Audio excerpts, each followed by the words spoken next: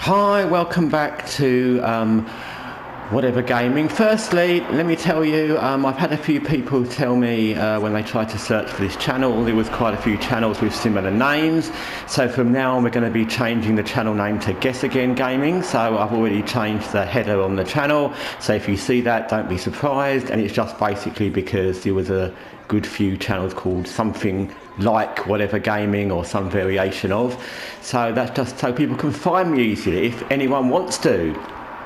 Anyway, so here we are playing part 2. Apologies for not getting back to do another video the last few days. Actually, I was kind of busy with work, and I play badminton a lot. So actually I get out sometimes and don't just play games, and it's real badminton, not a VR game.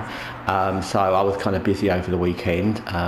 So anyway, let's continue part 2 of Recruit an Agent. As you can see, and I'm not an alcoholic. We're in a bar again. Just so you know, there's a fruit machine. You can hack lots of things. You can hack cash dispensers. You can hack gun. You can hack that to get small amounts of money. So we're going to go back on part 2 of this mission to recruit the agent. Often when you recruit agents, there's 2 parts to the mission. One is kind of find out some information. The second part's usually something like rescue somebody, fetch something, get something, those kind of things. In this case, we've got to rescue a person to complete this mission. Now, another thing is that regarding recruiting agents, I've been playing this game. I've got about 3 different games on the go at the moment, and this one's about 50 hours in. So I don't really need any more agents. But even if I wasn't doing this video, I find that often you'll come across an agent that you just want to recruit for some reason. There's something they've got. Often they've got a gun that you really like, or there's something that you particularly want. Often you'll just want to recruit an agent just because you'll find one that you prefer to one you've got. So that happens quite a lot, so it's not unusual. Now, if you want to so for instance, this new mission is there. They're well marked. I've already got a few agents on site.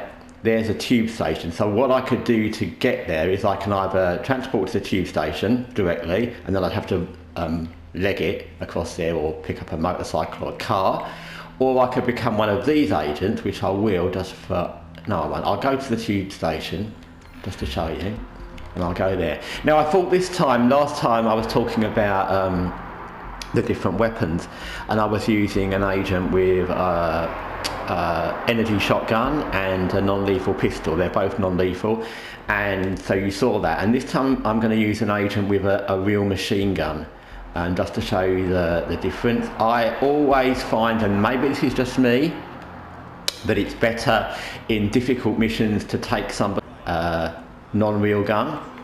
But I always find that to have a real gun is much better. They seem to do much more damage. That just might be me, maybe because I like real guns, maybe I just like killing people.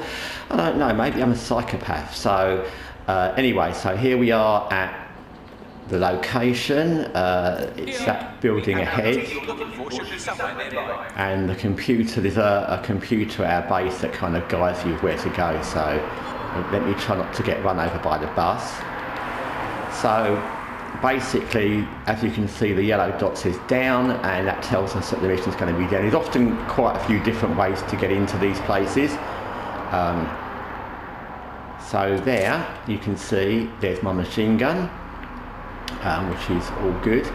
As you can see, I've also got a non-lethal gun, which I could use, and I've also got a shield, which I didn't use in the last game, which is like a cloak. So if I go into this place and I don't want to be seen, the cloak doesn't last that long, and if you actually start shooting people, it lasts even less time. But, so, there's somebody, and we'll just kick the crap out of him, and then we'll hide his body. Sometimes you'll walk into these places and you won't bump into anybody, and then another time you can scan. Another time you'll seem to run into someone the minute you walk down there. So you kind of have to think a bit quickly, because the minute you are detected, everyone will know you're there. So that thing there, for example, that's a rather aggressive drone. There's different drones in this game, and I'm using the machine gun, and as you can see, hopefully, the machine gun seemed to work quicker. If you remember the shotgun in the other game, it took quite a few shots. The real machine gun seems to work. There you reload your game. These guys are annoying because they walk sideways a lot and you can't. So there, that's him. Let me just show you the cloak. So there I can go invisible. Now that would be much better if this guy hadn't already seen me. But at least I can creep up behind him, and because I'm brutal, and it's not really an option, once you're in combat, if you have the option to take someone down, you shoot them in the face. So it doesn't really matter. I could shroud this guy, but there's no point now because they know I'm here. And then what will happen is you'll get enemies coming in from all over the place because I've been revealed.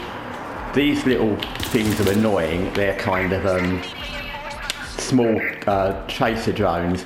And what you need to do is very quickly shoot them. If you try and get them with the first shot, you're always on target, as you may just have seen. Now that guy there, well, that guy I'm going to kill because I don't like him. That guy there with the little badge over his head, he is a captain, and what that will mean is that the captain, I didn't show you this last time, the captain can actually call reinforcements. Now, as you can see, hopefully, I think these... Oh, okay, so when you get to this bit here, when you have that red border and that heartbeat sound, that means that you're near death. So what you need to do then is hide, take cover, and if you go invisible, it's even better because then they can't see where you are, they can't shoot you definitely. Sometimes you might hide and you'll think you're safe if you're near death, but actually someone can come up behind you and shoot you. So, for example, like him, that wasn't very nice, was it? So, if you go invisible, you know that no one can see you and you're kind of completely safe just in case you're going to be shot. The targeting's really good. If you click on something the first time, it will actually target directly. And so you don't need to keep moving around. It's only if you move around like you have to kind of self-target. This is a lot, and as you can see from the look on all the little red dots on the screen, they're all enemies. So in this particular scenario, I'm not doing really well because we've sort of attracted a lot of you don't always need to pick up all the ammo. It will pick up the ammo even when you don't need it, and it will just make the clicking sound, but you don't actually need it always. I don't find I often need it. The AI is pretty good. Like I said, this isn't really a super difficult mission because the difficult ones are more when you're in a much more confined space where you've got more drones. Some of the drones can be very aggressive, and like I said, the missions when you get chased after you've completed them are very difficult sometimes. This is kind of in one kind of corridor, there's a little bit around there, and so basically it's not that hard. As you can see, if you look on the screen, there's red drones that are actually outside the red area of the mission. What that means is they're red drones that have been activated, but they're not actually going to attack you. So what they'll do is they'll wait outside, and if you go out while you're still hot, as it were, I don't mean hot looking, I mean hot as in they're still after you, the drones will still be red and they'll come after you. So what you need to do is either stay in here until the mission's done and until you cool down, and the drones will then become white and they'll go away, or they'll be white and they won't chase you. Or you can find a different way out, but usually it's best to just wait, because sometimes finding another way you'll find that they'll follow you around or something irritating. So I need to get into that part there, because that part's where the thing is. So I disabled the thing, you can use that with your hack skill. There's a disable thing, usually that it will find it pretty quickly. I've never had to really look. If you don't know where those things are, you can trace them using a scan thing, or you can use cameras to find them. And then you'll come in here. Now good point. So if you're in here and you're rescuing somebody and there is the person I'm rescuing, I don't know who the other guy is, You do get a little bit of merge sometimes in this game. I'm not suggesting the game's perfect, so I'm going to rescue that person. The other person's kind of sitting in their leg, which is a bit weird. If you're going to rescue somebody, I would always suggest rescuing them before after you've killed everything, because it's much more difficult. The one thing I find is a bit annoying in this game is that there you can see all the drones outside have changed to white, so now we're not hot anymore, so those won't pursue us. Yeah, if you rescue somebody, number one, if you're still fighting in the zone, you'll find that the person can get killed quite easily. So that's obviously not what you want. And number two, one of the annoying things, and I'll try and see if it will happen, I'm sure it will.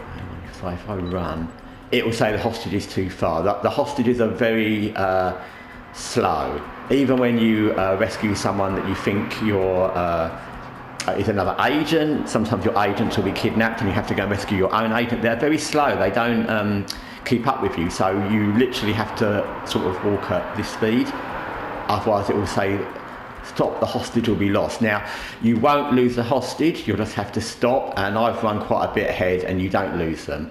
But it's just annoying because you then have to go back and get them. So if you're going to leave the combat area, always put your gun away. Once you see outside there's no danger, there's nothing red out there, so we're going to be safe. So I'll go up here. Because if you pop out with your gun out, then you'll be in trouble because you'll start them chasing you again. So actually I've gone up the wrong way. So we'll go back down because that's not a way out. So there's the first lesson, make sure you know your own way out. See, there again, the hostage can't reach you. And I tell you now that this is probably, of all the things in this game, and there's very few things I don't like and very few things I'd like to change, but the one thing I would definitely change is I would give the hostages the ability to kind of keep up, because especially when you're in a situation where you think reinforcements are coming or something might happen, it can be really, really annoying if the hostage can't keep up. So we're going to go out of this way. As you can see there, you can scan it, it will tell you there's a gate, you have to disable it. If I had run through that gate, which I won't do, when it was on, and you can clearly see gates on, there's a red barrier, then what will happen is the alarm will go off and you'll get more people coming to kill you. So there's a normal gate. Sometimes these gates will be locked, you'd have to find a gate access key or something, but this one's open. We can go out here. Now, because we're not hot, although there's like an enemy vehicle and there may be some troops, they won't respond to us, they won't do anything. Where's that hostage gone? The hostage is still inside, oh dear. Now I've got the door. Oh, come on. So, as you can see, that hostage really wants to stay. Now, I've actually demonstrated really well about how annoying that can be, because I wasn't particularly running and this guy's just standing there like an idiot. So that can be annoying. That's probably the biggest gripe I have with the whole game. It doesn't affect gameplay once you're used to it, but sometimes even when you are used to it, you're kind of sprinting, especially, this is a simple situation, no one's trying to kill me, but especially when you're under fire occasionally, or someone will suddenly be waiting outside and you think you've cleared the area. It can be very annoying if the hostage is sort of ambling along and keeps getting lost and you've got to walk at a snail's pace. So I would say that. So once you get out, you'll get that kind of message. It will say the hostage is clear. I don't know, always calling around before, then he'll run off somewhere. There you go, bye, thanks, no need to thank me, nice to help you. And then it says you've completed the mission, I've recruited that person, I'm fine, now I'm safe here, no one's going to try and kill me, I can go back to the pub or go about my business. And as you can see, there's some guards, but because I've cleared the mission and waited to be clear myself, they won't bother me, and I can just go on my merry way. Look, there's the theatre. I wonder what's on there. There's different sorts of guards. These are like more basic kind of, I'd say they're like standard police. They're not the police, they're called Albion Security. And these other guards that look more like army, they have machine guns and heavy jackets and things like that, and they're slightly harder to kill, but they're all enemies, and lots of these can be quite annoying.